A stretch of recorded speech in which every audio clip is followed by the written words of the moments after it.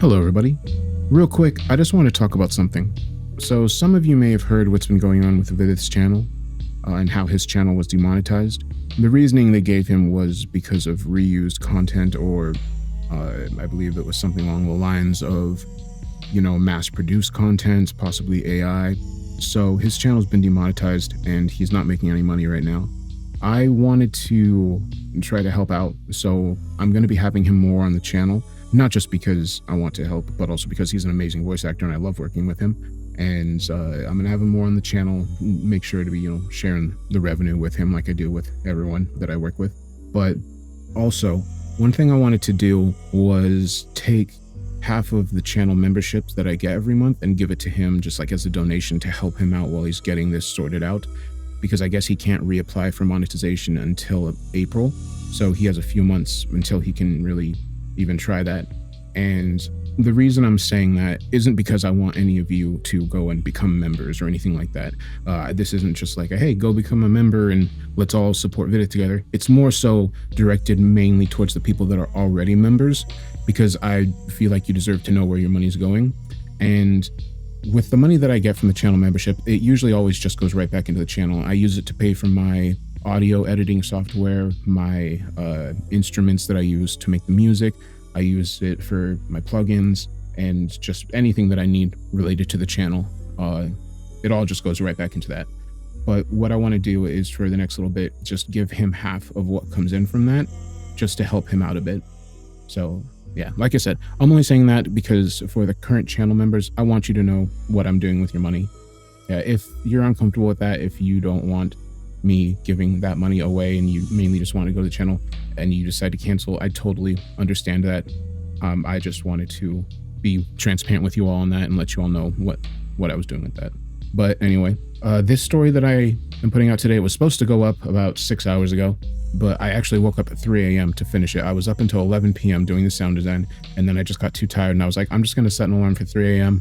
I'll get up at 3 and then finish the sound design. I got up at 4 because I accidentally slept on a little bit, and then I worked on the sound design and it still took me 8 hours to finish just because there was so much stuff I wanted to do.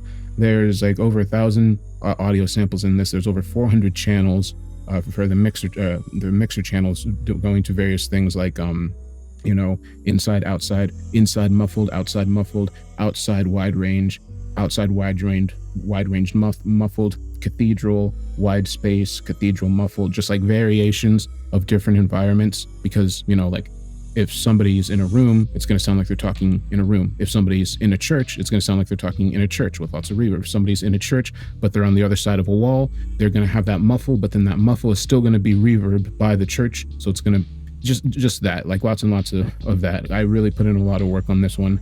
So I really hope it came through. I'm really hoping the sound design is not too loud. I tried to make sure to mix it all pretty well for you all. And I'm excited to see what you all think. And for those of you that don't know, this is the finale to the Hell's Invasion series that I was doing. I thought there were originally only 3 parts, but it turns out after I released those 3 parts in the compilation, 2 more parts were released. So this is those 2 parts in one video, and it's called Hell's Civil War. I hope you enjoy it. I'll be around afterwards to give you my thoughts, and I'll be in the comments once the video is posted. With that said, have a good day.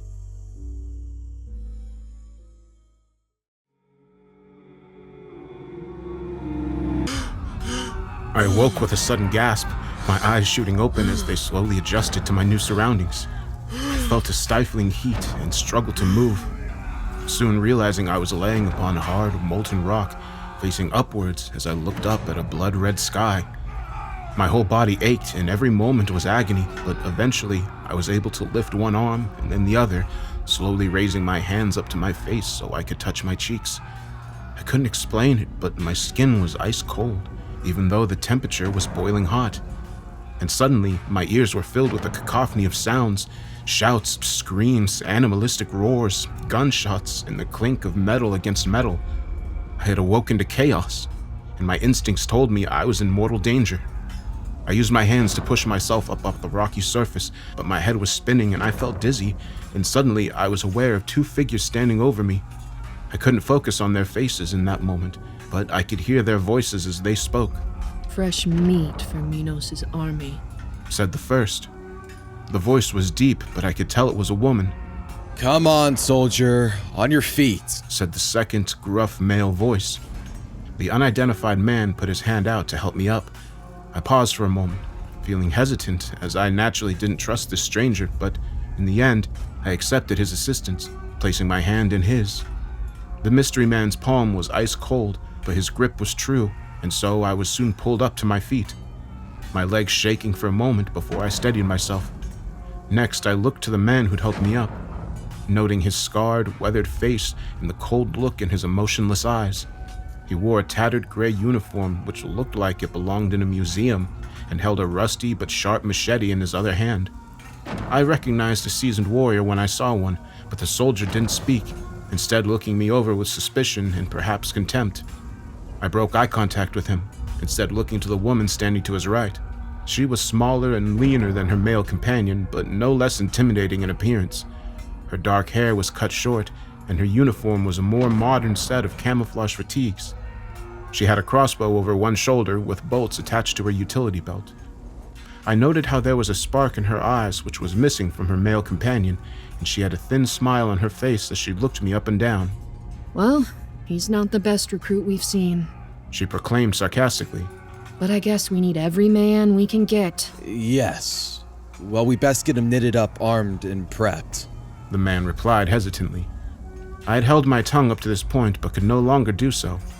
As I opened my bone-dry lips and practically spat out the words, "Excuse me, how about you tell me what the hell's going on, huh? Where the hell am I?" They both looked at me like I was stupid, and the woman smirked as she answered. Interesting choice of words, my friend. Why not take a look over the horizon? And I did so, slowly turning my head and casting my eyes upon a scene of utter horror. The three of us stood upon a barren hill of molten rock, looking down upon a burning city under a blood-red sky. On the far western horizon, I saw a dark body of water which surrounded the urban landscapes and noted the warlike sailing ships anchored offshore. The city itself was vast, stretching for miles in every direction. The structure appeared to be medieval in design, consisting of stone houses, narrow alleyways, high bell towers, and defensive battlements. To the north sat a grand tower of black iron, surrounded by thick and high walls with many turrets.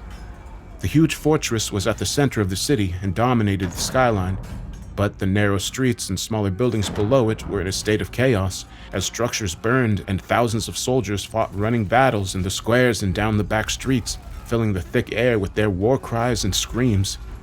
I stood there on the hillside for a long moment, awestruck as I observed the vast urban battle play out in 100 small skirmishes. I was no stranger to combat, but this battle zone was alien to me, appearing like no war-torn city I'd ever seen. It all seemed unreal, and I told myself there must be a logical explanation. I still believed this right up until I saw the beast emerge from the dark waters, its horned head and hideous maw rising above the surface, soon followed by its huge body adorned with heavy steel armor. The beast roared as it pulled itself out of the water and stepped onto the dock, its heavy hooves cracking the ground as it came.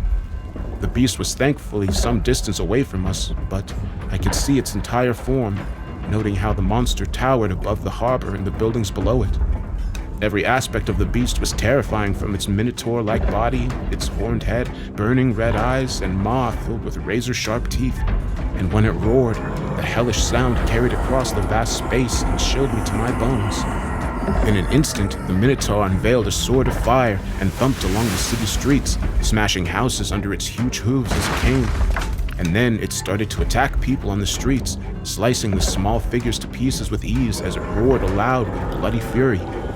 It appeared as if nothing could stop the giant marauding demon, but the man-sized figures fought back in the most extraordinary manner, as dozens of attackers jumped onto the demon's goat-like legs and started to climb upward, soon swarming the beast as they spread all over its mighty body. The demon reacted with fury, ripping the attackers off its legs, arms, and chest before snapping them in two and throwing them into the stone walls, but the attackers kept coming, and before long there were hundreds of them swarming all over the furious demon, stabbing him with short swords and machetes. The beast couldn't kill all of its attackers and was soon overwhelmed, bleeding from 1,000 cuts as it slowly fell, its roars fading as its huge frame heavily collapsed to the ground.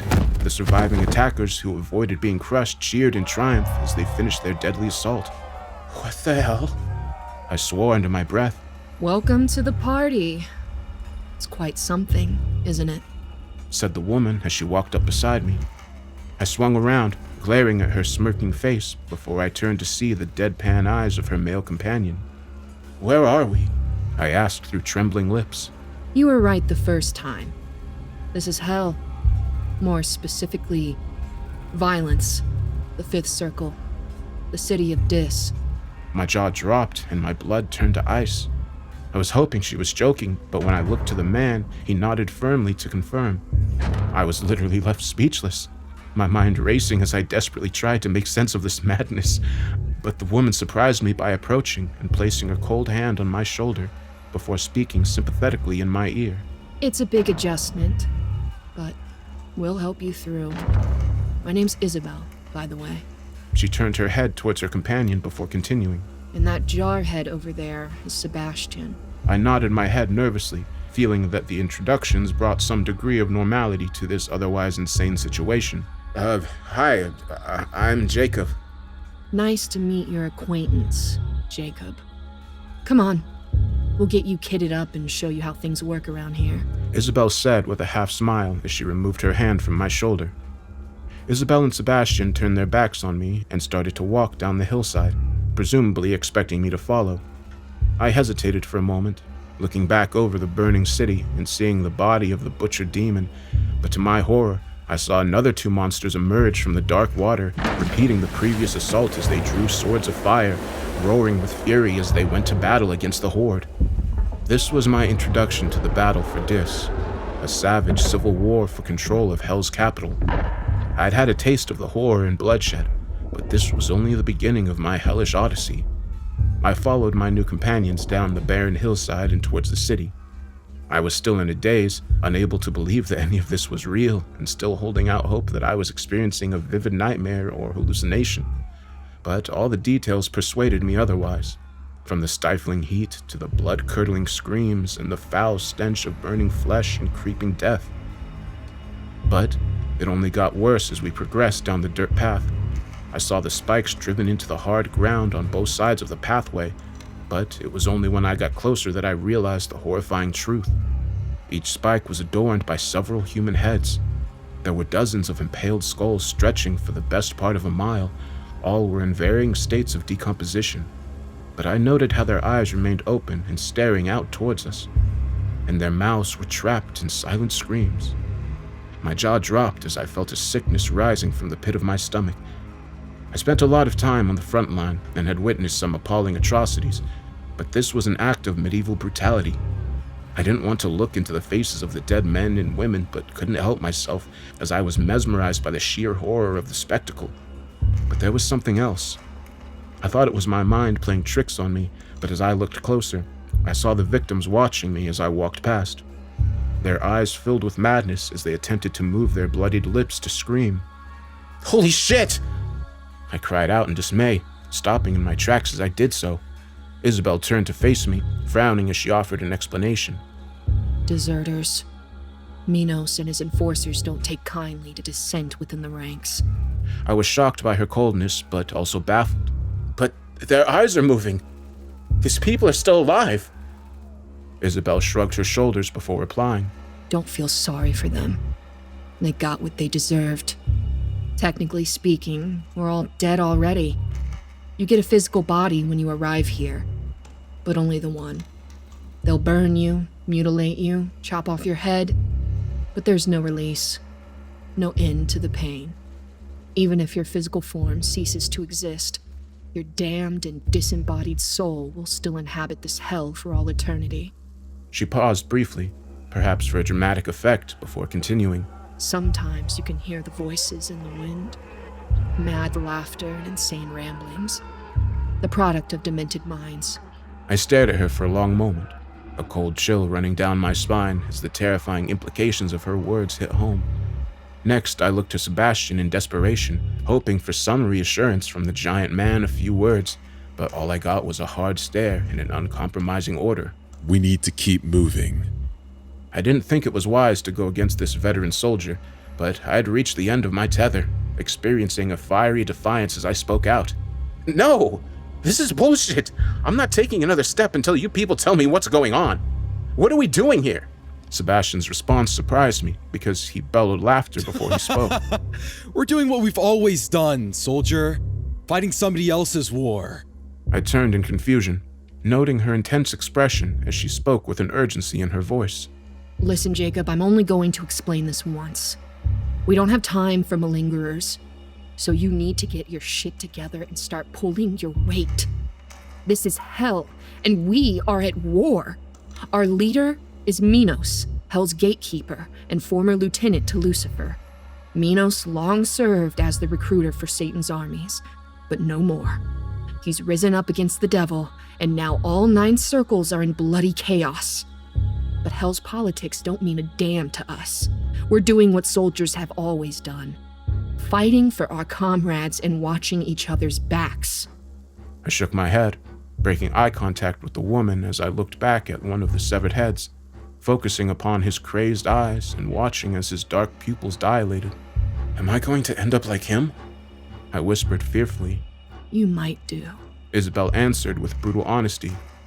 But that's the worst case scenario. Believe it or not, there's still a glimmer of hope for us.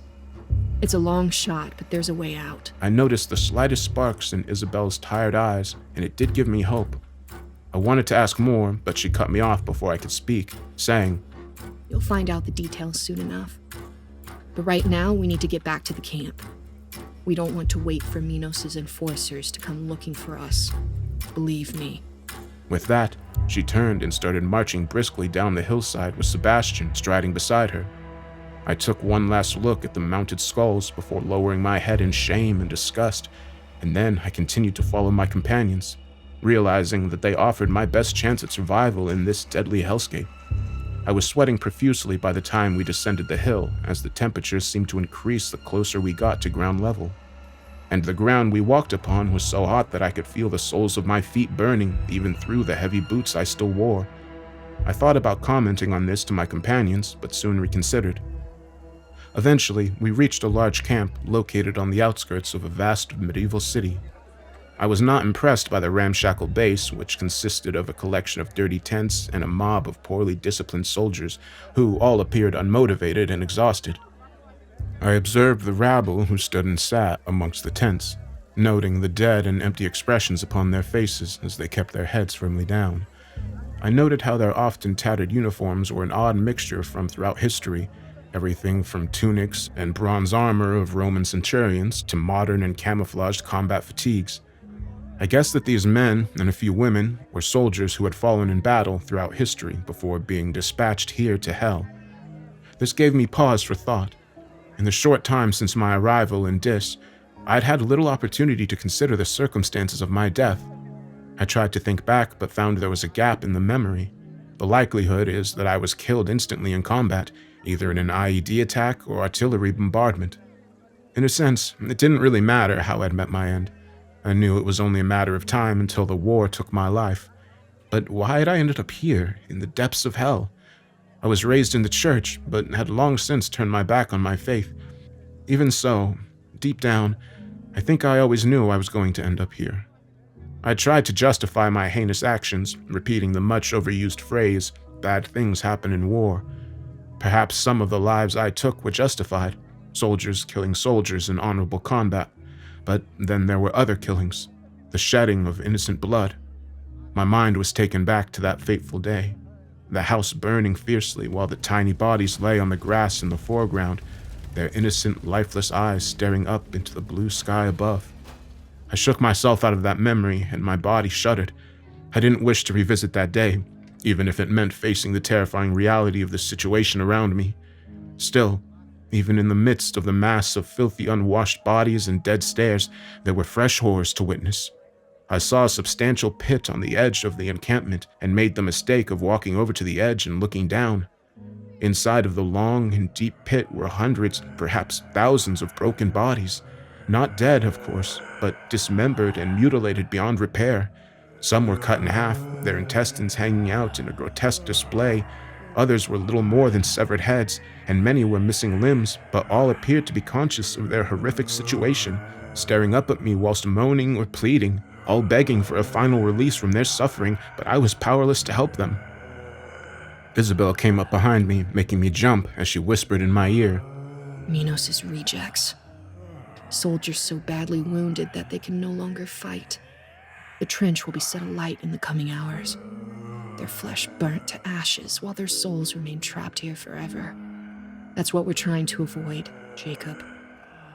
She left me by the side of the trench as I attempted to process the horror. I noticed how the able-bodied soldiers avoided looking into the pit and did nothing to help their stricken former comrades. Perhaps it was predictable that hell was a cruel domain where compassion and mercy were all but non-existent. And before long, I followed the example of my companions, turning away from the pit and ignoring the pained moaning of the damned. The three of us soon joined a long line of soldiers waiting to be armed and equipped. After some time, we reached the top of the line, where a scarred-faced armorer with a black patch covering his missing right eye allocated us weapons and body armor without comment. I saw how Sebastian was given an ancient, bolt-loaded rifle which looked like it belonged in a museum, and Isabel received new bolts for her crossbow and a sharp bowie knife, and the armorer gave me a short sword and a circular shield. I looked at my allocated weaponry with bafflement after we were ushered away from the line. In life, I had been a 21st century soldier fighting with an assault rifle, shoulder-mounted missile launcher, or remote-controlled drone, but here in Dis, they expected me to fight with weapons that might have been used in the Battle of Troy. "What the hell is this?" I asked Isabel. She smirked before replying. Look around you, Jacob. I did so, noting how only about 1 in 5 soldiers carried firearms, most of them obsolete rifles and muskets. Most of the rest of the raging army were equipped with handheld weapons, swords, spears, and bows, and some of those present held no weapons whatsoever, and so were presumably expected to fight with their bare hands. I don't get it," I said while shaking my head. Dis doesn't exactly have a thriving arms industry. And besides, why would Minos waste his best weapons on scum like us? We're cannon fodder, Jacob. Fit for nothing better than human wave attacks. I looked into her eyes, hoping Isabel was joking, but my gaze was met by a stone-cold glare. "Jesus," I swore in desperation. "We're totally screwed." Probably, Isabel replied with a nod. but this isn't our first rodeo. Stick with me and Sebastian, and you might just survive this. I took little comfort from her words, but had little time to dwell on it, because a moment later, and the din of trumpets blared, drowning out every other sound. I didn't know what this meant, but soon saw thousands of soldiers suddenly standing up and marching towards the center of the camp. I followed the mob, and we soon reached the ruins of a Mayan-style pyramid located in the middle of a ramshackle military encampment. I saw an officer standing on top of the pyramid, a mustached commander who wore what appeared to be a Second World War Wehrmacht uniform. He cast his motionless eyes over us, the thousands of foot soldiers, as we assembled and stood awaiting his commands, but the general only spoke when the trumpet stopped. "Soldier of Dis!" he exclaimed in a booming voice which carried across the void. "Soldiers of Dis! Prepare to honor our glorious leader, Minos the Great, King of the Underworld, and Liberator of the 9 Circles!" A half-hearted cheer went up from the assembled crowd as the soldiers attempted to show some enthusiasm. Meanwhile, I stood in silent, shocked awe, watching as a giant emerged from beneath the ground and took its place atop the pyramid. The giant humanoid stood at least 20 feet tall, towering over the noticeably fearful German general who stood beside him. He took the form of a huge bearded man with cold, analytical eyes, but what drew my attention was the long and thin snake-like tail which wrapped around his body, giving Minos the appearance of a monstrous hybrid between man and serpent. I imagined he could use his vast snake tail to crush a human body, and the malice behind his eyes told me he wouldn't hesitate to do so. I noted how the entire crowd went silent as all looked up at Minos in terrified awe, all awaiting for our leader to speak. When he finally did so, his voice was booming and godlike, probably carrying for miles across the war-torn city. "My soldiers, my loyal followers, my children, Our time has finally come. We have suffered thousands of years of oppression, cruelty, greed, and incompetent rule under the tyrant Lucifer. But no longer. Today, we begin our journey to liberation, to a new hell that we will reshape in our image. You brave men and women will play a central role in this battle. This company before me will have the honor of seizing the Iron Tower, Satan's final redoubt in our great city. Today, you heroic warriors will achieve a glorious victory. One which will seal your place in Hell's history for all eternity. It was undoubtedly a rousing speech, but Minos' call to battle produced a lukewarm response from the assembled troops, as a few half-hearted cheers went up, but otherwise there was silence. It seemed that Minos' cause held little appeal to these damned foot soldiers. Nevertheless, our godlike leader seemed uncertain as he descended back into the ground, leaving his general to complete our pre-battle briefing. Although, as it turned out, the officer had little to say about the strategy or tactics. All right, soldiers. Your orders are simple. Advance down the Street of Lost Souls and eliminate all opposition. Once you reach the Iron Tower, you'll need to fight your way inside and secure each level one at a time. But remember, whoever survives and secures the top floor will be rewarded with a second chance at life. His final sentence evoked the enthusiasm which Minos' speech lacked, as thousands of soldiers cried out in excitement and joy at the prospect. When the shouting died down, I turned to Isabel in search of an explanation. That's what we're fighting for. Fuck Minos and his crazy rebellion, and fuck Lucifer and this hell. If we make it to the top of that tower, we get reincarnated, sent back to Earth with a new body where we can start over. That's what every one of us desires more than anything. I nodded my head as I finally understood.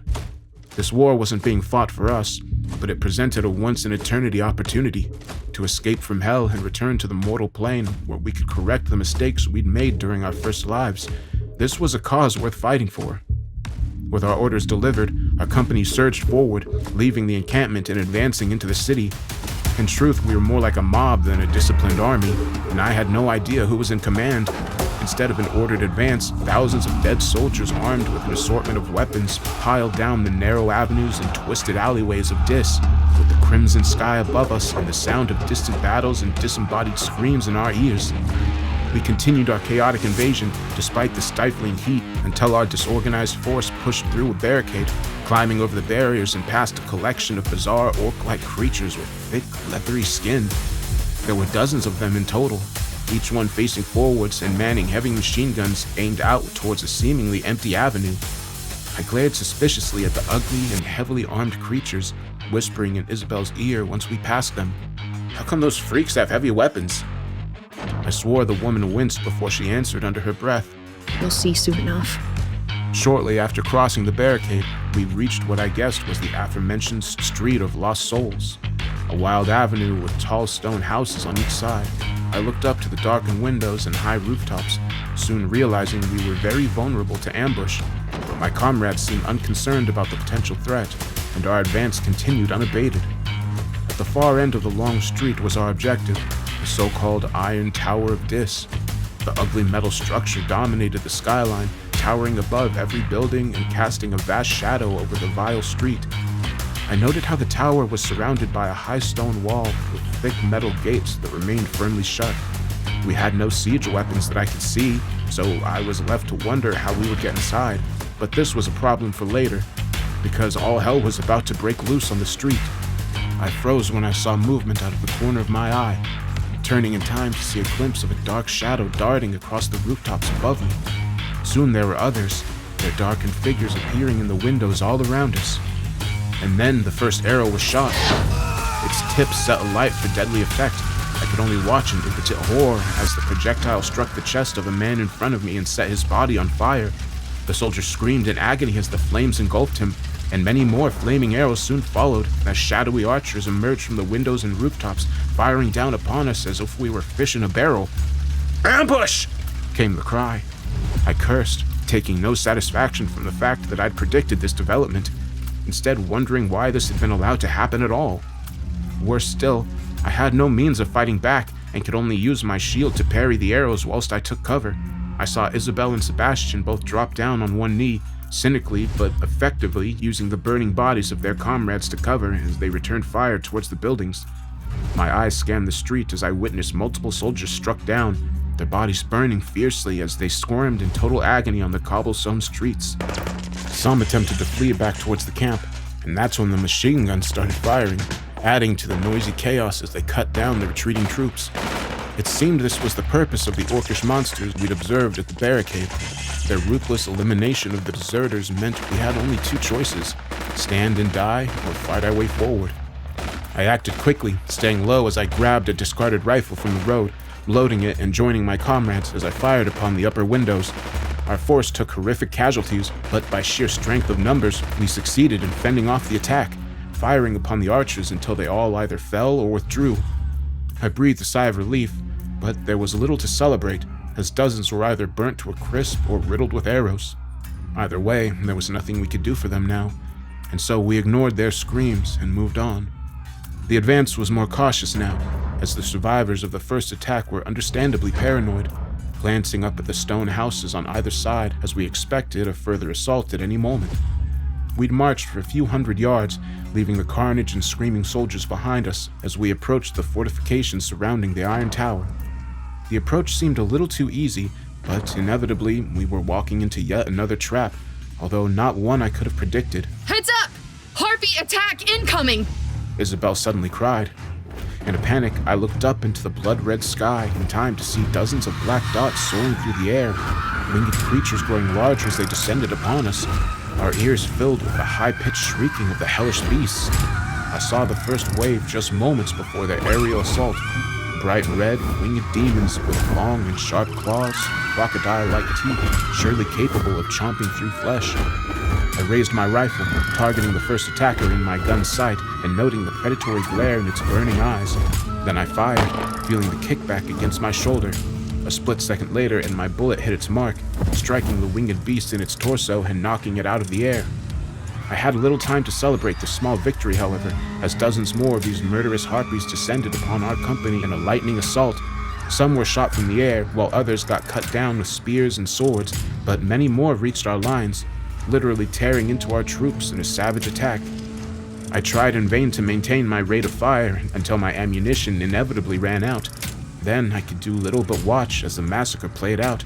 I saw men decapitated, lifted into the air, and torn in half by fighting harpies, their screams filling the air and blood pouring down the street. Joining the survivors, I hurried toward the fortifications ahead of us, reuniting with Isabel and Sebastian as we organized a desperate last stand. We need to get to the other side of that wall, otherwise we're dead meat. Sebastian shouted. "The gate's locked. What chance do we have?" Just wait! Isabel replied while she simultaneously took out an attacking harpy with a crossbow bolt. Minos has one more trick up his sleeve. I wondered what she meant, but the answer soon became apparent.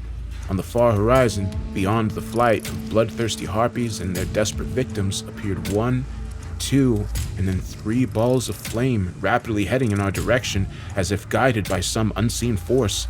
Get down! Isabel screamed. I didn't need to be told twice, hitting the ground alongside my comrades as the fireballs whizzed over our heads. A wave of heat and debris swept over us, and the smell of burning flesh and metal hit my nostrils. Once the attack was over, I lifted my head and waited for the dust to settle before observing the scene of carnage. The fireball attack had destroyed the gate, melting the iron and creating a hole large enough for a small army to march through. Meanwhile, every being in the immediate vicinity had become collateral damage, with damned souls and harpies both burnt to ashes throughout the kill zone. "My God," I exclaimed as I slowly got to my feet. Isabel and Sebastian had survived, but many others hadn't. I saw broken and charred bodies strewn across the street. Many were beyond help, In fact, I estimated we'd lost at least half of our soldiers, with many of the survivors having severe injuries or agonizing burns. But everyone who could still walk would keep going, because they knew what the alternative was. As for the Harpies, many of their number had been burnt alive, while the survivors fled back into the blood-red skies. I shook my head, looking to the melted gate and the dominating tower beyond. This was our objective, and a great prize awaited whoever could make it to the top, but I felt a cold foreboding as I looked up at the cold, dark metal structure, sensing that a great evil dwelt inside. Isabel surely picked up on my apprehension, walking over to my side and placing a firm hand on my shoulder. It's fucking terrifying, isn't it? I shook my head, not quite knowing how to respond. I thought it would be better defended. I eventually said, It doesn't need to be. The true terror of the Iron Tower lies within its walls. I turned to face her, seeing a fear in her eyes that I hadn't witnessed before. Next, I looked to the ever-silent Sebastian, but even his hard exterior seemed to melt away in the shadow of this vile structure. I took a deep breath before asking my next question. We fought against monsters and survived. What more can they throw at us? Isabel scoffed before replying. You have no idea, Jacob. Hell isn't all demons, zombies, and monsters. The true horror is in here. The tower is like a living entity. It has the power to delve into your soul, to dig out all the darkness, all the primal terrors buried deep within your psyche. It might sound like a cliche, but all your worst nightmares will come true once you step inside. That's the dark magic of the Iron Tower. The evil we must fight to get home. I glanced back at the wicked structure, creaking my head so I could see all the way up to the ugly spire at its summit. I didn't wish to look upon the tower, as the mere sight provoked a sickening terror within me, but yet I couldn't avert my gaze as I stood frozen on the burning, blood-stained cobblestones. Let me tell you something, Jacob. Sebastian and me, we've been down this road many times. This isn't the first time we fought our way down this street, but we've always chickened out at the last moment. Not this time, though. Right, Sebastian? No, not this time. The two of us have made a pact. We can't stay in Dis any longer. It doesn't matter what horrors we'll face or that our odds of survival are low. We're going into the tower and taking our chances. She paused, pointing back at the host of soldiers standing behind us. I don't expect many volunteers from this lot. Most don't have the balls to go through with it. But you, Jacob, I'm taking a leap of faith here. But I think you might have the stomach for this fight. Sebastian and I could sure use a good soldier like you to watch our backs. Still, it's your choice, my friend. Either you stay here in Dis and spend all eternity fighting Minos' war, or you come with us and take a chance at winning your freedom. So, what do you say, Jacob? I heard the vulnerability in her voice and realized she was terrified of what lay ahead. This didn't bode well, and my instincts told me to run for the hills, but where could I go? I looked back towards the company of dead soldiers and the scene of suffering, devastation, and bloodshed on the street beyond. Looking further, I saw the war-torn city, noting the screams, the howls, and the many fires burning through the ruins of Dis. On the far horizon, I could make out the harbor of dark water, watching as yet another giant demon emerged from below the surface, roaring as it stomped through the shallows and assaulted the shoreline. I came to a stark realization in that moment. I didn't want to stay in this circle of hell. I couldn't stay here. The Iron Tower promised psychological tortures that I could not imagine, but if there was even a slim chance at making it home, I had to take it. Turning back to face my companions, I nodded firmly and said, I'll do it. I'm with you guys. Isabel's tired face lit up, and even Sebastian managed to half smile. Good boy. Isabel replied before pointing towards the destroyed gate. Well, gentlemen, there's no time like the present. Taking a deep breath and dismissing my fears, I took a step forward alongside my comrades. We slowly and cautiously approached the smoldering remains of the iron gate, but developments on the street added an extra impetus. We all heard the thunderous roar from above, looking up to see an alpha predator emerging from the clouds, a winged monster which dwarfed the fleeing harpies in size and ferocity. Oh God! It's him! I watched for a moment in awestruck horror, observing a huge jet-black dragon rapidly descending upon us, its red eyes burning with pure hatred as its vast wings flapped furiously. Run, damn it! I paused for only a moment, watching as the dark dragon spat out a stream of blue fire, engulfing the company of soldiers who stood behind us, their flesh burning as their agonizing screams filled the air. I turned and ran for all my worth, joining Sebastian and Isabel as we sprinted through the demolished gate, and the dragon's horrific roar rang in our ears. Charging across the courtyard, we frantically searched for an entrance into the tower. There wasn't a door as such, but rather a swirling vortex of black and red at the tower's base. The portal was far from inviting, but it was our only chance to escape from the winged monstrosity pursuing us. So, the three of us ran towards it, Sebastian jumping through first as his body disappeared into the vortex. Isabel followed a second later, leaving me alone on the killing field. The huge dragon was right above me now, its hideous roar deafening me as I smelt the foul stench of burnt flesh from its gaping maw. Next came the fire, a stream of napalm which set the ground behind me alight. My clothes were burnt, my skin was singed. The portal entrance was only mere feet away, but I didn't think I'd make it. I drew every last ounce of strength from my exhausted body, fighting through the pain and fear as I screamed and jumped. I hit the vortex mere seconds before the fire, my body being sucked into oblivion as the darkness consumed me. I must have lost consciousness for a time, because I awoke in a dark and evil place, violently thrust into the next chapter of this hellish odyssey. It took a while for the circumstances of my death to come back to me. The memory was thrust back into my conscious mind during our descent into a swirling vortex at the base of the Iron Tower, as my companions and I escaped from one hellscape only to be plunged into another. The end of my mortal life came during one wet and miserable afternoon on a war-torn battlefield in Eastern Europe. At the time, my platoon was deployed along a supposedly quiet section of the front, and I guess I got complacent. I recall being soaked to the skin as I trudged through the mud and scanned the gray horizon. I took a step and heard a sudden ominous click underneath my boot. A cold terror ran through my veins as my brain just had enough time to process what had just occurred. A second later, the landmine I'd unwittingly stepped upon detonated. My last conscious feeling was one of intense heat, and then I was blown to Kingdom Come. And the next thing I remembered was waking up in hell, thrust into yet another bloody war, although in this realm, the battles are fought between demons and the damned souls rather than human soldiers and their high-tech weapons. What can I say about Dis? The ugly and war-torn city where they sent me. The fifth circle is violence, and Dis is its capital. This is where most dead soldiers and generals end up. That's not to say there aren't honorable soldiers who fight for righteous causes, but the old saying is true. War is hell. The bloodshed and violence changes a man. It corrupts his soul and forces the mark of Cain upon him, and in the end, few, if any, escape unscathed.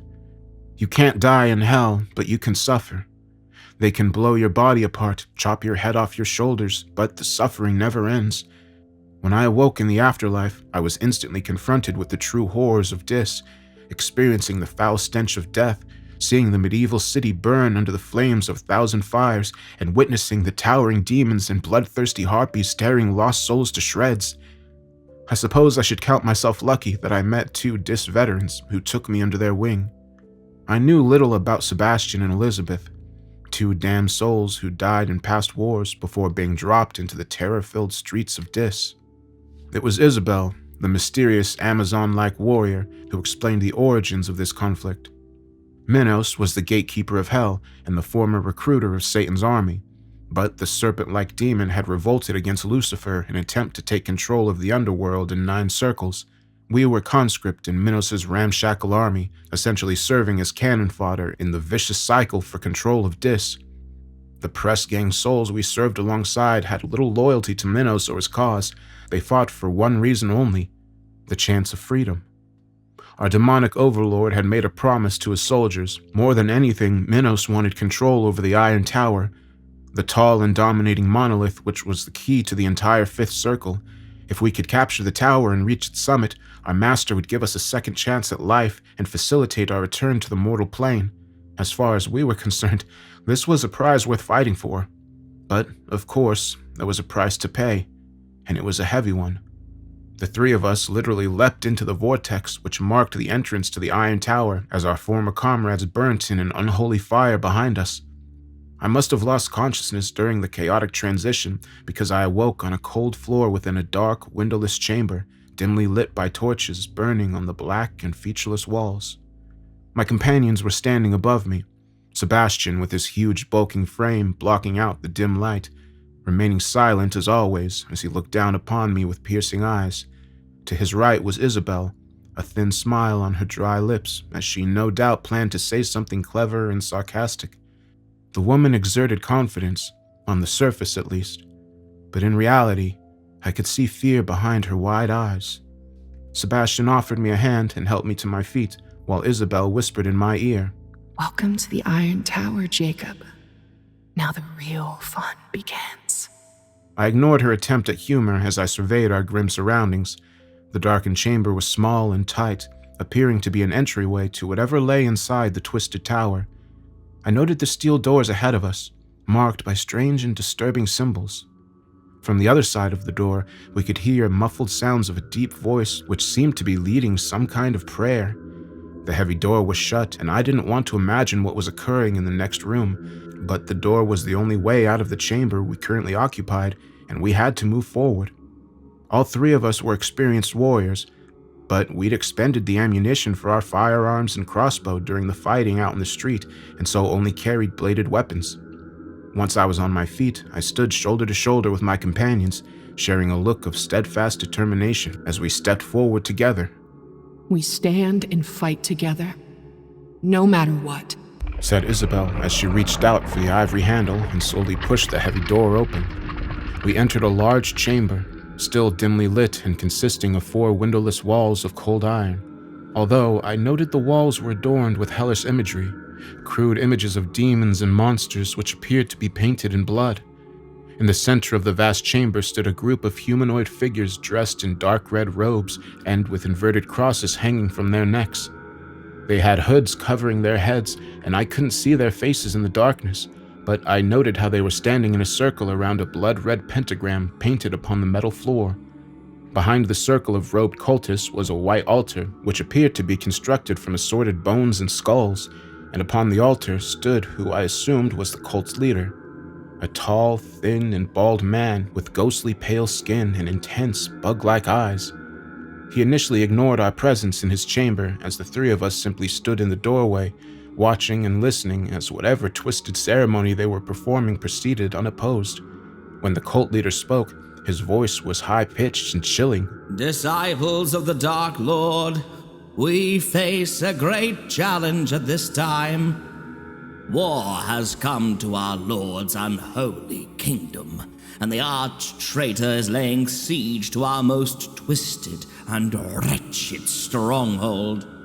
But we will not abandon our faith, even as the most horrid beams of light invade our darkest places. We, the loyal servants of Lucifer, must stand tall and make the sacrifices we need to obtain victory. He paused, turning his head and shouting to yet unseen cultists behind him. Guards, bring out the prisoner. We continued to watch in shock and awe as a pair of robed cultists emerged from the shadows, dragging a naked and emaciated prisoner along the ground behind them. Once they came closer, I noticed how their prisoner bore the signs of torture on his damaged body, with deep scars and broken bones clearly visible. I also noted how he didn't fight or scream as they dragged him out. I guess the poor bastard was so beaten down and defeated that he could no longer resist. I was sickened by the display and instinctively stepped forward to intervene, but it was Sebastian who stopped me as he placed a firm hand on my arm and shook his head as a warning. The pair of cultists dragged their victim into the center of a pentagram, unceremoniously dumping his frail body onto the cold metal floor before joining the circle of cultists which surrounded him. Our Lord of Darkness, we offer this sacrifice in humility and fear. May his impure blood give you strength to crush your enemies and restore your absolute power over the 9 circles. The naked man in the circle looked up in that moment. His bloodshot eyes filled with terror as he desperately searched for any chance to escape, but he found none. A moment later, and all the cultists simultaneously withdrew daggers from beneath their robes as they advanced menacingly towards their intended victim. The man screamed and tried to get up on his feet to fight, but he was too weak and soon overwhelmed. I grimaced as we watched the cultists repeatedly stab their defenseless victim. My ears were filled with the sickening sound of blades cutting through flesh and the muffled screams of their victim, his agonizing cries growing ever weaker as he slowly gave up the fight. The blood flowed across the metal floor, and I swore I could see the pentagram burning like it was absorbing the victim's life force. But the tortured soul could not die. This was hell, after all, and he was condemned to suffer here for all eternity. His body was a bloody mess by the time the cultists ended their savage attack and withdrew their blood-stained knives. The unfortunate victim continued to whimper on the cold floor, bleeding from dozens of deep stab wounds and begging for his agony to end. And then, the pale-faced cult leader spoke, his chilling voice echoing throughout the iron chamber. Ashes to ashes, dust to dust. Let it be so. With that, he raised his bony hand above his head and evoked some kind of black magic, summoning fire as if from thin air. My companions and I looked on in awestruck horror as a fireball was formed, a burning orb which hovered over the cultist's head before he thrust it forward with a mere swipe of his left hand, and suddenly the fireball soared through the air and hit the helpless victim, engulfing his broken body in unholy fire.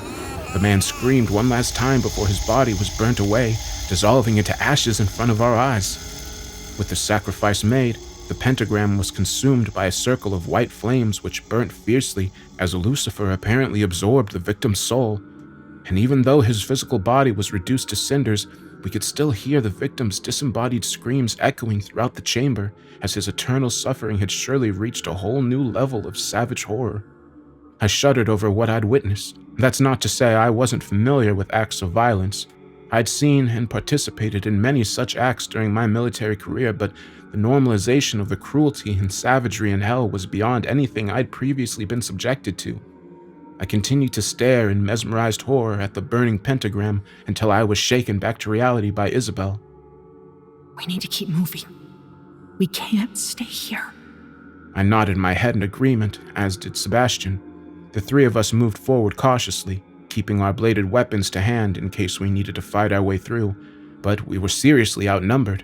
I counted a dozen red-robed cultists in total, 13 if you counted their leader.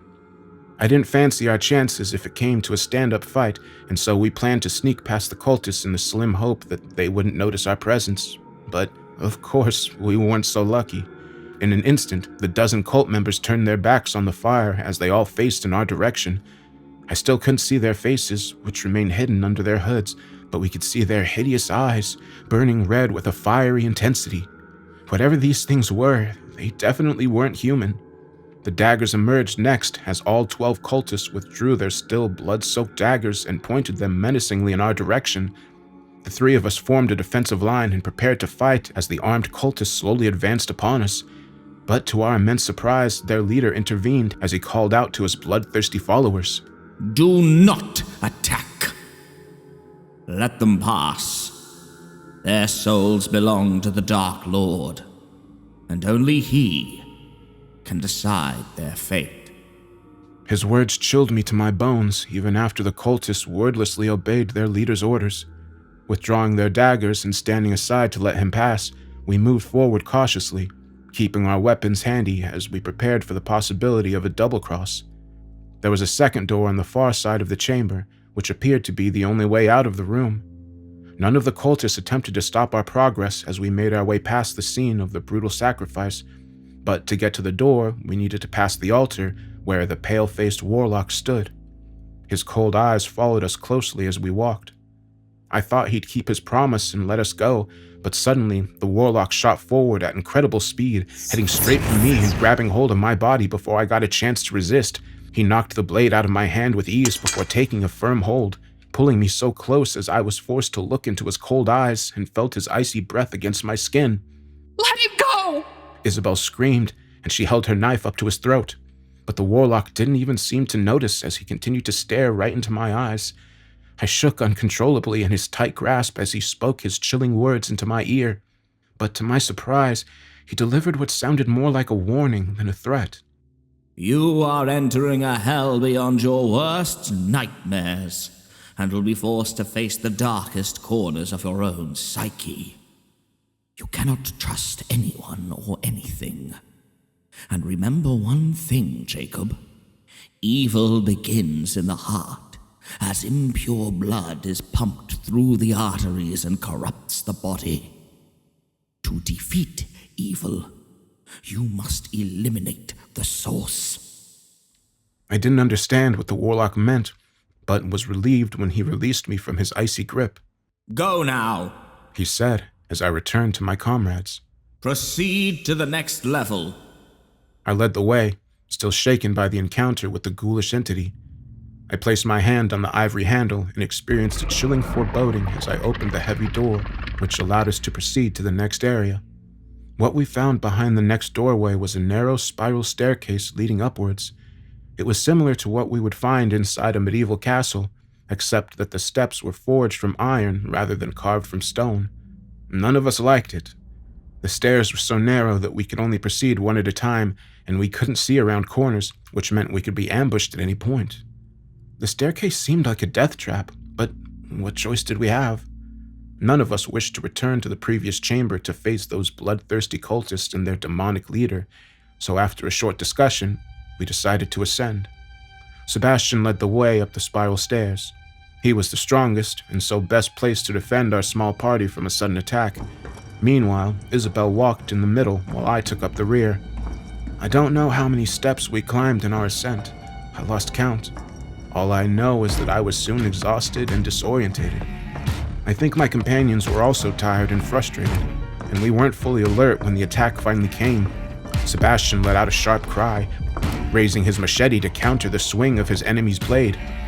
I heard the distinctive sound of steel striking steel and saw what looked like a medieval knight on the staircase attacking Sebastian with a short sword. The attacker wore a full suit of black armor with an inverted cross emblazoned on his chest plate. He wore a helmet which covered his face, but I could see his eyes through the visor, eyes which burnt a demonic red. He screeched like a banshee as he swung his sword, and Sebastian struggled to defend himself as he desperately parried the attacks.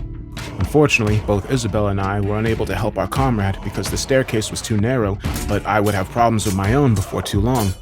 I heard the heavy stomping of footsteps behind me, turning just in time to confront a second attacker. Yet another dark knight charged up the stairs toward me. He was clad in the same black armor and seemed identical to the first attacker. His red eyes burned with fiery intensity, and he let out a hellish wail before thrashing out with his sword. I reacted on instinct, using my own blade to block the attacker's sword, but the sheer force of the attack knocked me off my feet, and I tripped on the steps. The fiendish knight continued his assault, attacking with his blade as he struggled to parry the hard blows. I don't know if I would have lasted much longer, but thankfully Isabel came to my rescue. I remained on the ground as she thrust out her knife, stabbing the knife in his throat after expertly finding the gap between his body armor and helmet. A moment later, Isabel kicked out and sent the knight tumbling down the metal staircase. While this was happening, Sebastian gained the upper hand over the first knight, using his machete to saw through the enemy's neck. Our comrade made good use of his brute strength and cut through the flesh and bone until he severed the knight's head completely. Next, Sebastian calmly lifted the severed head and held it aloft. To my horror, I noticed how the knight's red eyes were still burning as they looked down upon us, but Sebastian wasted no time before he tossed the head down the stairs, and it bounced off the iron steps before disappearing from sight. Jesus Christ! I swore in shock after the savage assault. Jesus didn't save your ass. I did. Was Isabel's cynical reply. Now get back on your feet, soldier.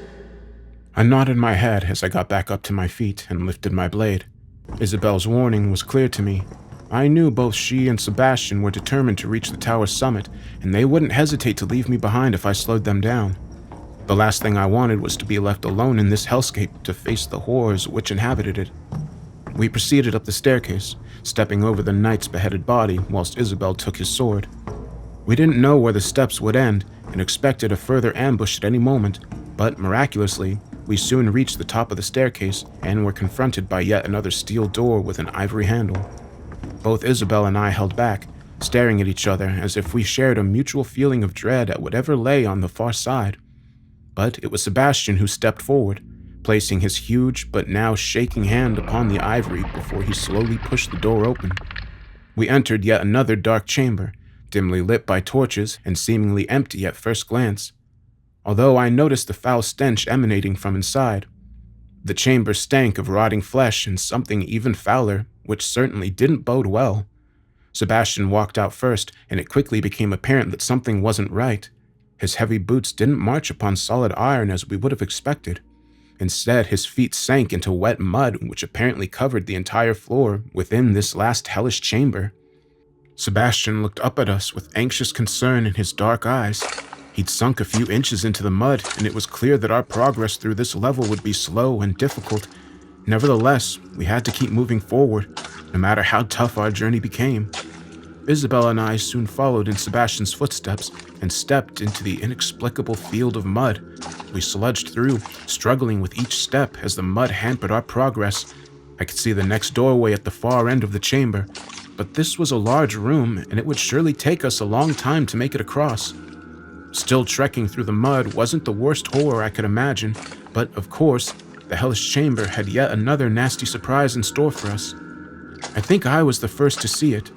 A figure or creature emerging from the mud in front of us, digging its way to the surface and slowly crawling towards us.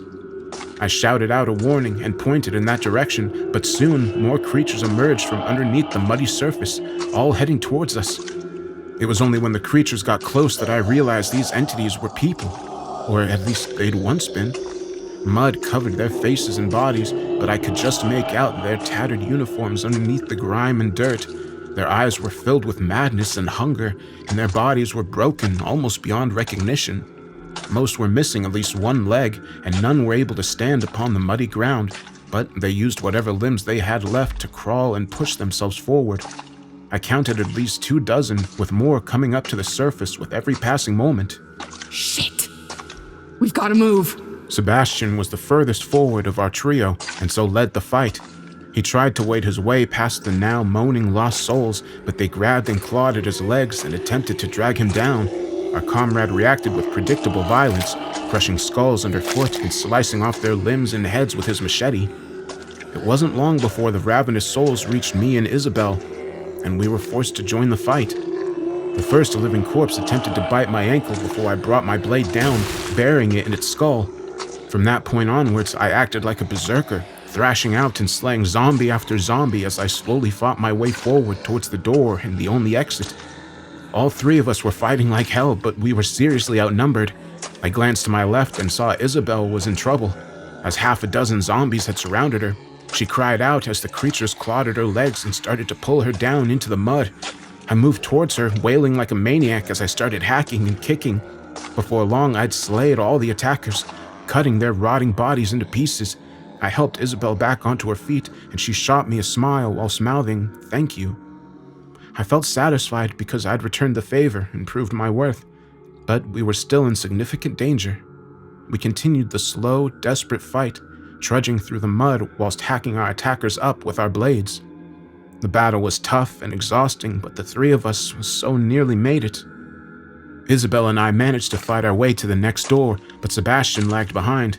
I hadn't noticed during the violent chaos, but he seemed to be the main target of the legless zombies, as if they had a personal vendetta against him. We saw him about 10 yards behind us, desperately fighting against a host of the undead. They groaned and snarled in hungry anticipation while grasping their victim's legs and biting into his flesh. Sebastian roared in fury and fought back with all his might, but there was too many for him.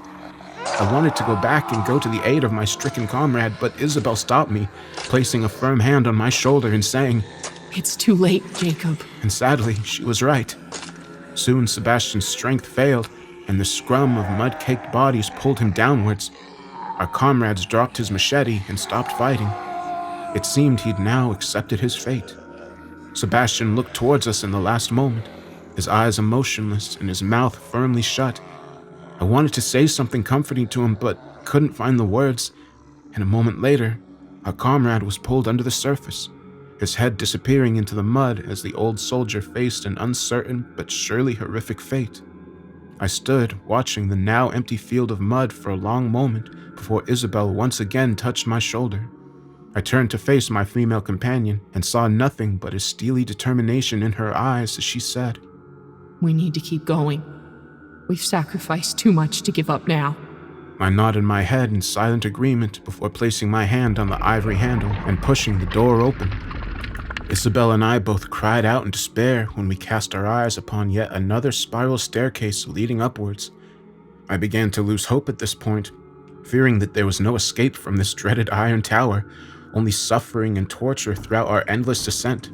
Sebastian was gone now. We didn't speak his name or even verbally acknowledge his demise. I realized our ill-fated companion wasn't at peace. Instead, he'd surely been dragged to a deeper and darker circle of hell where he'd be subjected to even worse torment. This would surely be our fate too, if or when we fail.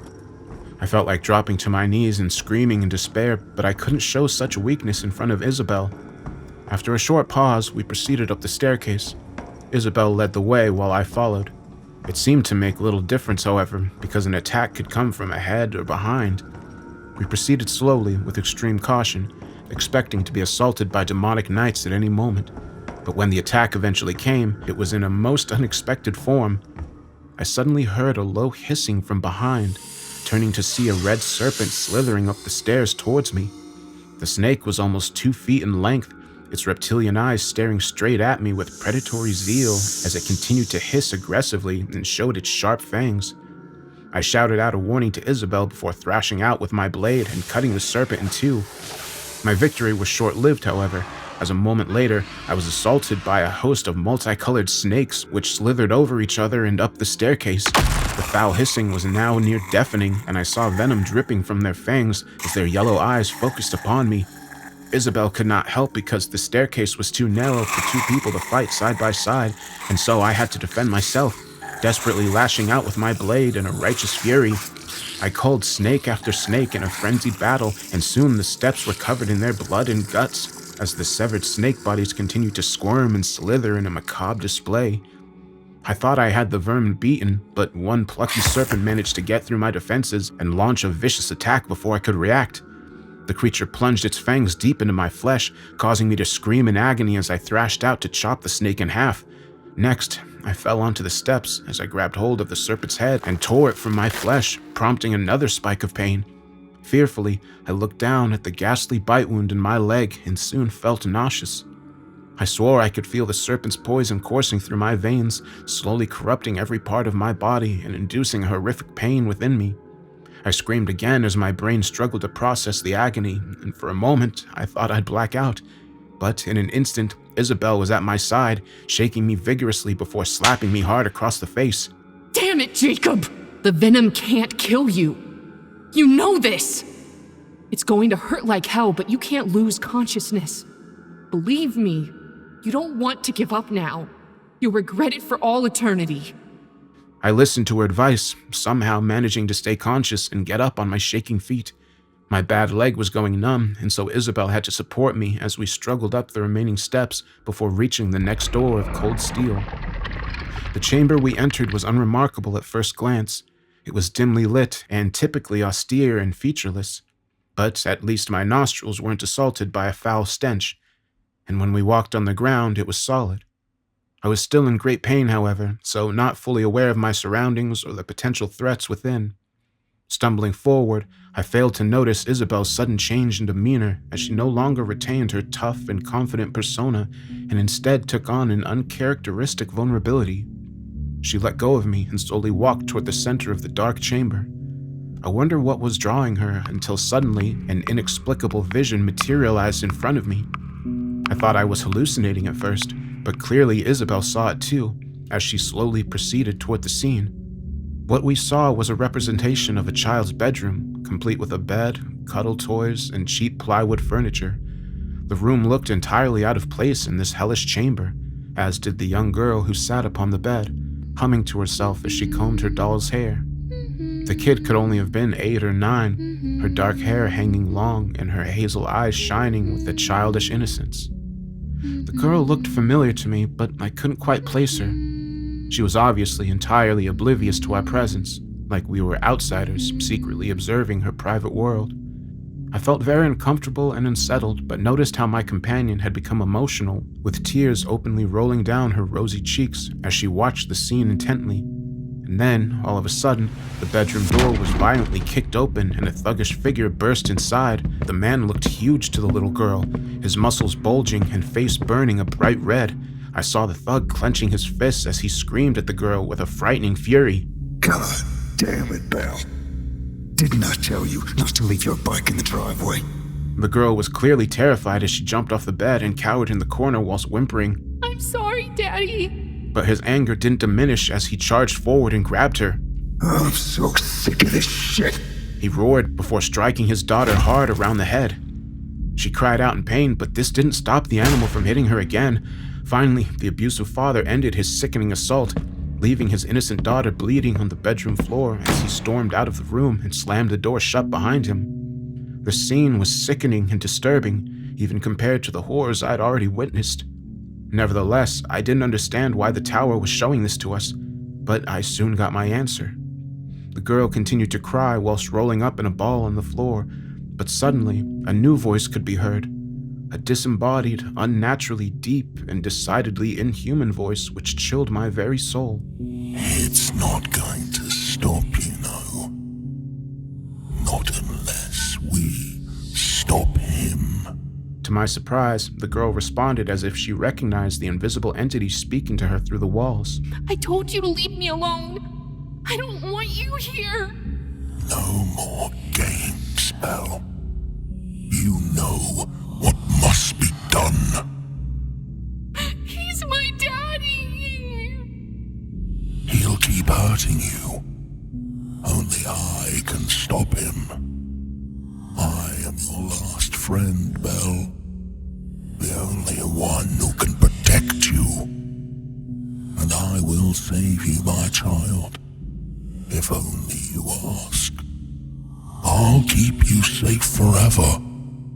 And all I ask in return is your love and loyalty. Those last words chilled me, and it seemed like an eternity passed before the girl finally answered, whispering her one-word answer just loud enough to be heard. Okay. With that, the image of the child's bedroom disappeared into thin air, and we were alone once more. I looked to Isabel as she glared back at me, her reddening eyes now focused like those of a deadly predator. And suddenly it all came together inside of my confused brain. Isabel was Belle, and we'd just witnessed a memory from her violent past. She'd made a deal with something evil to escape from her abusive father, but now there was a price to be paid. The temperature in the chamber suddenly dropped to freezing, and Isabel's hard stare cut through me as she spoke slowly and carefully in a cold tone. So, now you know. She began. My jaw dropped as I struggled to find the words to reply. What did you do, Isabel? I asked fearfully. I noticed how her hand was poised on the grip of her sword as she explained. The Dark Lord saved me from that abusive asshole. He gave me my life back, and I've served him ever since. They used to call me the Angel of Death. Did you know that? I was a sniper, the best in the business. How many souls did I send down to my master? Honestly, I stopped counting after I reached double figures. Send them all to hell. That was my motto. I served Lucifer well in the mortal realm, right up until the day they dropped a 1,000-pound bomb on my head. I shook my head, hardly believing what I was hearing. I don't understand. I blurted out. You fought for Minos, not for Lucifer. You recruited me into this rebel army. She smiled cruelly before replying. I was never loyal to Minos. The Dark Lord sent me to infiltrate his forces and act as a spy within the traitor's army. I performed this task to the best of my abilities. But what I really excel at is sending fresh souls to the Ninth Circle. She paused momentarily before delivering the killer line. That's where you come in. Jacob. I noticed how she started walking slowly towards me with her blade drawn. Sensing the threat, I started to back off whilst reaching for my own weapon. "Why?" I asked in confusion. "Why me?" She shrugged her shoulders whilst continuing her menacing approach. Don't ask me. I'm just following orders. Lucifer wants you, Jacob. I guess he sees potential in you.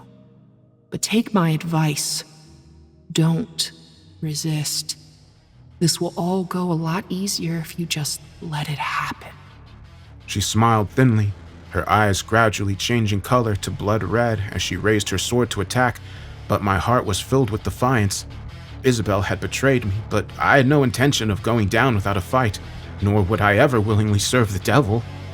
I was still suffering from the snake's venom, and so was in a weakened state, but nevertheless, a surge of adrenaline pumped through my corrupted veins as I launched a preemptive strike, thrashing out with my blade in an attempt to slice Isabel in two. She parried my blade, but this didn't deter me. Using my last reserves of strength, I struck again, this time slicing Isabel deep across her chest. But to my horror, she hardly seemed to notice the wound. Instead, my opponent merely laughed sadistically, her red eyes burning bright as she launched a retaliatory attack. Deftly and precisely using her sword to test my defenses, I managed to block her first few attacks, but then she went low and cut my thigh. I screamed in pain and stumbled backwards. Isabel laughed again and she went in for the kill. I was weak and in a lot of pain, and I realized I wouldn't last much longer. But strangely, at this moment, the cryptic advice of the warlock came back to me. Trust no one. Corruption comes from the heart. Destroy the source. Isabel clearly no longer considered me a threat as she raised her sword and prepared to cut my head off. I knew I only had one chance, and so took a deep breath and made my move, thrusting my blade deep into Isabel's exposed chest. By luck or skill, I struck the right spot, the force of my thrust penetrating her ribcage and plunging straight into her heart. Isabel didn't seem to acknowledge the injury at first, as she looked down at her wound in confusion. But suddenly she cried out blue murder, the red in her eyes fading as her body literally fell apart and dissolved into ashes in front of my very eyes. I stood in shock for a moment, hardly able to believe what I'd just witnessed. I reckoned Isabel was now with her master in whatever hellscape he called home. The devil would surely punish my former companion for her failure to capture my soul, but this wasn't my problem. I did wonder whether everything she told me was a lie. Perhaps there was no way out of the tower, and I would never escape this vile place. Nevertheless, I had to try, even if there was only the slimmest chance of freedom. I was a wreck by this point, my legs sliced open and the serpent's poison still spreading through my system, but I wouldn't give up, finding reserves that I never knew I had as I limped through the chamber, opened the next door, and practically crawled up another staircase to reach the final room where I would be forced to face my personal demons head-on. As I pushed through the heavy door, I stumbled into a chamber straight out of my nightmares.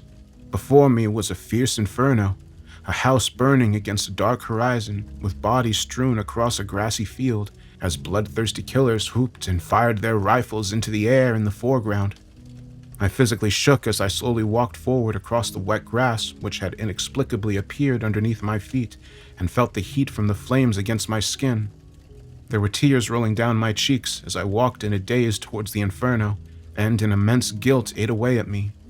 Because, you see, I'd been here before. Back during my mortal existence and the seemingly endless war I'd fought in. The soldiers celebrating this vile atrocity were my former comrades. Soldiers turned crazed killers, dancing in the heat of the fire they'd lit, and there was worse to come. I already knew what to expect, but the horrific scene I was forced to relive almost broke me. On the wet grass were 4 fresh bodies laying outside the burning house, each one showing signs of multiple stab and bullet wounds as their innocent blood seeped into the dark soil. The children were the hardest to see, a boy and girl, both under the age of 10. I assumed they were brother and sister, once full of life and hope, but now lying dead in the dirt, their lifeless eyes staring up at the stars above. Their mother lay beside them, her dress ripped and body exposed. Her mouth was frozen in a horrifying death scream, and I knew she'd seen her children butchered before they finished her off. The last body was that of a white-haired elderly woman, all clad in black, Presumably, she was the children's grandmother, and she'd been shot through the heart. The final look on her wrinkled face was one of pained resignation. I turned away from the bodies in shame, looking with disgust upon my platoon mates who'd committed these murders and now celebrated their wickedness without remorse. I realized then why the tower was showing me this horror from my past. This atrocity was pure evil carried out by the hands of mortal men, and not even the deepest depths of hell could match what we'd done to one another on Earth. I froze where I stood, my emotions overwhelming me as I sobbed uncontrollably and wished the ground would swallow me up. In a way, this is what happened. As the horrifying scene disappeared in front of my eyes, the burning house vanished and the cheering soldiers were pulled into the darkness, and all that was left there were 4 bodies. Except they were no longer the empty vessels of innocent souls. I could only watch in stunned horror as the dead rose, all 4 transformed into something vile and hateful, hissing zombies with ravenous eyes and gaping mouths. They advanced upon me with their bare hands extended like claws, apparently intent on gaining bloody revenge. For a moment, I considered letting them. After all I'd done, I surely deserved this, but no, I wouldn't give in to the tricks of the tower. I had to keep fighting. At this point, I could barely stand, let alone walk, as the pain from my injuries was nearly overwhelming, but somehow I summoned the strength to go on, limping towards the steel door at the far side of the chamber. I could hear the vengeful ghouls behind me, rambling along slowly but making good progress as they snarled and hissed in spiteful anticipation. I didn't turn around as I shuffled across the cold metal floor, my whole body aching with every movement. I got within 10 yards of the door before I collapsed in exhaustion, no longer able to walk and so reduced to crawling. The zombies were right on top of me now, grasping and clawing at my dragging legs as I desperately tried to kick them off. I felt helpless as they began to drag me backwards, and I was sure I was done for, but to my immense surprise, the attack ended as abruptly as it had begun. I turned my head in astonishment, only to see the murdered family standing and watching me. They suddenly ended their murderous assault upon me, and their dead eyes were no longer filled with hate. Instead, I saw a deep sadness in the women and children as they looked down upon me. It was almost as if they pitied me. All I could do was make a wholly inadequate apology, mouthing, "I'm so sorry." With that, I turned my back on the victims and continued my slow retreat, finally reaching the door and pushing my way through to the other side. I stumbled in surprise, only just stopping myself from falling over the edge. Amazingly, I'd made it to the summit of the Iron Tower, surviving against all odds. I suppose I should have been relieved to escape the dark and seemingly endless staircase and hellish chambers, but the world I emerged into was hardly an improvement. Instead of sunshine, I was faced with a blood-red sky, and the air was anything but fresh, as my nostrils were filled with the foul stench of death, decay, and burning flesh. My weary eyes slowly scanned downwards as I heard the distant cries and clashes of far-off battles. Several hundred feet below me was the doomed city of Dis. Hell's capital was seemingly infinite, as all I could see in every direction was crumbling buildings and military fortifications. There must have been hundreds of fires burning across the hellscape, and the city streets were full of broken and torn bodies. But most chilling of all were the huge, towering demons who stalked the streets. 60-foot-tall giants whose roars filled the rancid air as they literally stomped on any lost soul still foolish enough to be caught out in the open. These wicked minotaurs were Satan's elite troops, the core of his vile army tasked with crushing Minos' rebellion. I had seen one when I arrived in Dis, but that demon was dispatched by a horde of bloodthirsty zombies fighting for the rebel army. But it seemed the tide had turned. Lucifer's foot soldiers now dominated the battlefield as dozens charged through the city, crushing and destroying everything in their path. I noticed how they were advancing toward a central point, which I realized was the pyramid-like structure where we'd been briefed before we were sent into battle. Satan's forces were surely gunning for Minos, and I reckoned his foolish rebellion would soon be over, but I didn't care about any of this. I was done. The pain overwhelmed me as I collapsed onto the cold metal balcony, the tower's spire above me and the burning city below. I had been promised my freedom if I reached the summit, but it seemed this had been yet another lie. I was distraught and entirely beaten. I did consider throwing myself off the edge, but what would be the point of that? This was hell, and I couldn't die for a second time. It seemed there was no escape, and I was in fact doomed to an eternity of torture and suffering. But suddenly I spotted something in the corner of my eye, a winged creature descending from the crimson sky above. At first it was little more than a dot on the horizon, but the flying entity was coming ever closer and evidently heading straight for me. I didn't have strength to fight or flee. Instead, I merely looked up to see my attacker, but to my surprise, I was temporarily blinded by an intense white light which emanated from the winged creature. I shielded my eyes as the entity landed with a heavy thump on the metal just yards from where I sat. Fearfully, I raised my head to observe the interloper. I expected a harpy or a winged demon, an ugly and fiendish beast from Hell's legions. Instead, I cast my weary eyes upon something ferocious yet beautiful. Towering above me was a tall humanoid figure, easily 12 feet in height, and clad in shining armor which covered her breasts and torso. I say she because the entity was definitely a woman, a stunning creature with long blonde hair and piercing blue eyes filled with strength but also compassion. She carried a mighty sword which would surely light up even the darkest of places, but she did not draw the weapon to threaten me. Instead, she spoke in a song-like voice which was both booming yet comforting at the same time.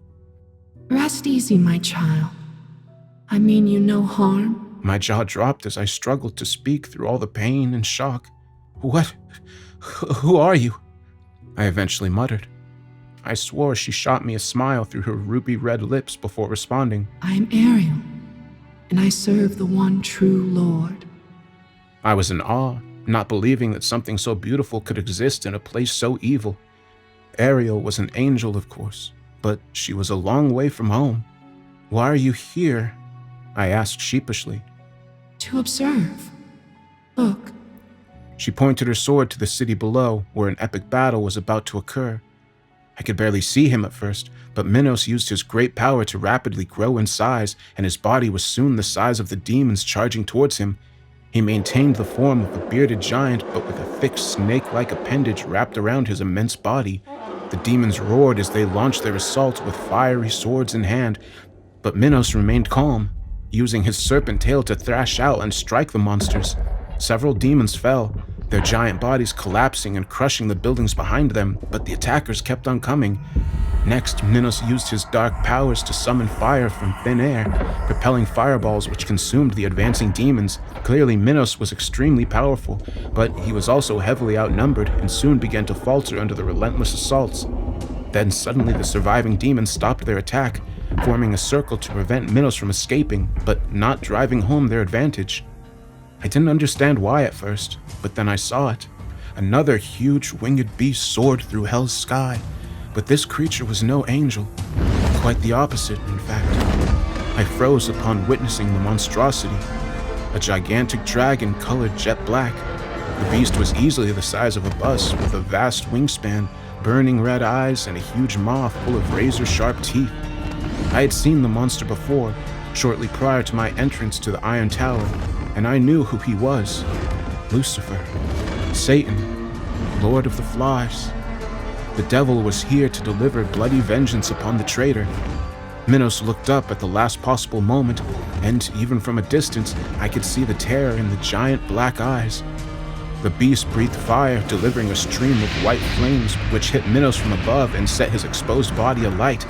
The giant cried out in agony as the dragon dived into him with its sharp talons exposed. Minos fought back with whatever strength he had left, using his tail to lash out at the beast. He managed to drive Lucifer back temporarily, but couldn't last for long.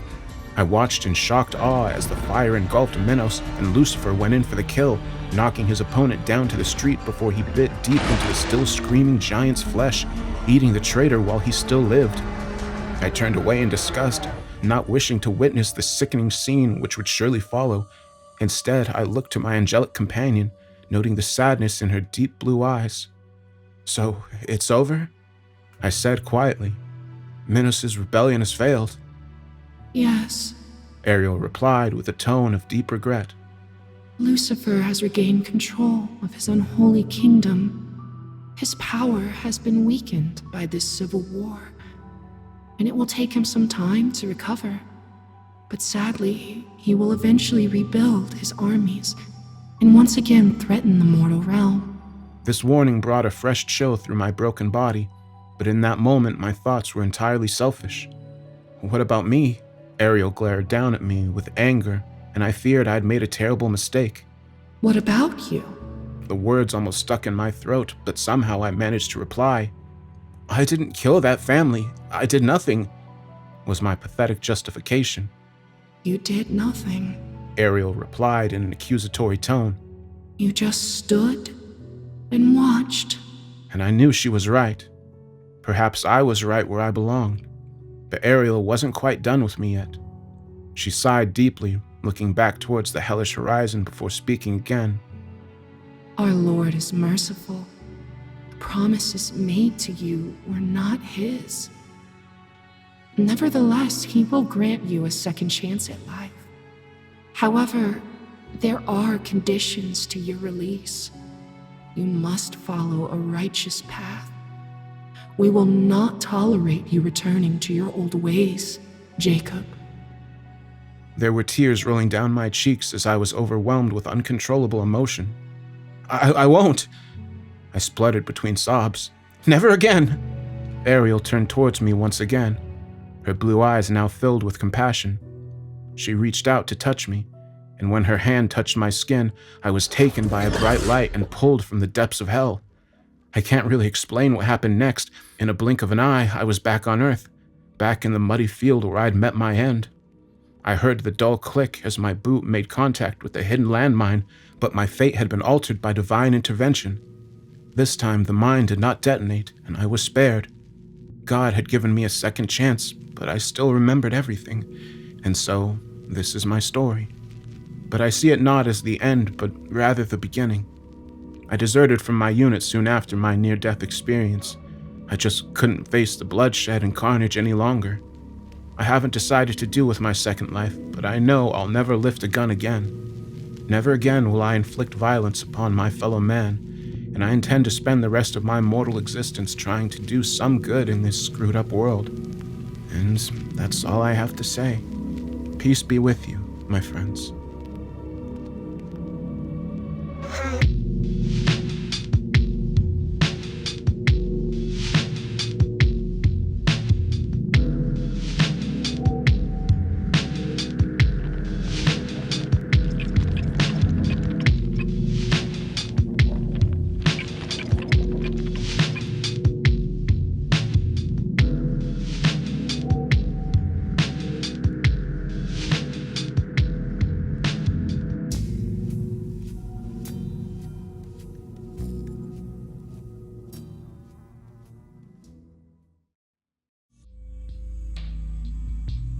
All right, so that was the story. That's I really like that one. I really like Mark's writing. He has a very wide range that he does, and I love all his stuff. I don't know if you know, but he goes under a few different pen names. He's also Woundlicker, Traveler, so he did the Astri series and a few other stories that I've done, and I just love working with him.